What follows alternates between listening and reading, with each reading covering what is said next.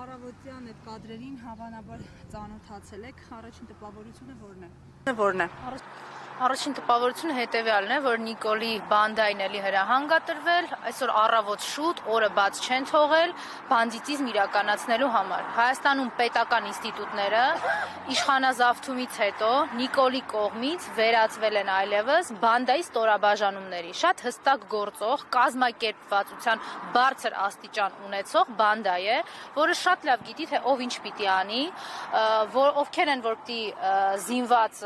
խմբերով ման գան, ովքեր են որ պիտի իրավապահի դիմակ հագած մարդկանց խոշտանգեն, ֆիզիկական հաշվեհարդարով սպառնան, ովքեր են որ պիտի իբր պայքարեն քրեական ենթամշակույթի դեմ, բայց իրականում քրեական ենթամշակույթ տարածելով վախեցնեն Հայաստանի քաղաքացիներին։ Այն ինչ այսօր տեղի է ունենում, բացի նրանից, որ քաղաքական հաշվեհարդարը եւ սահմանադրաիրավական իրավունքների ոտնահարում է Նարեկ Սամսոնյանի եւ Վազգեն Սաղաթելյանի, այսօր առավոտյան կատարվողը նաեւ շատ հստակ է,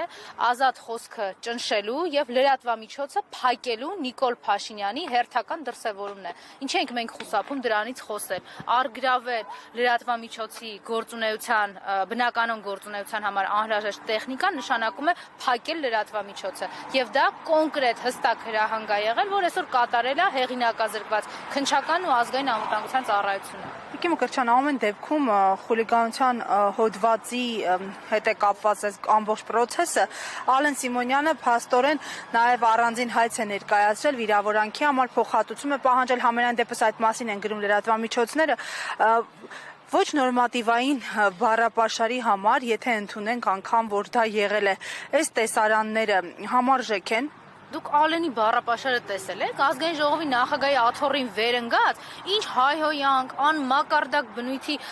բնութագրիչներ կա տալիս է ազգային ժողովի նախագահի աթոռին վերընկած ուղիղ եթերում։ Այդ չեն տեսնում Նիկոլա հպատակ իրավապահները։ Խուլիգանությունը գիտեք որն է, երբ որ Ալենը ՊՊԾ ախրանիկներին հրամայում է փողոցում մարդուն անշարժացնել Հայաստանի քաղաքացուն ու թքում է այդ քաղաքացու վրա։ Խուլիգանությունն է, երբ որ իր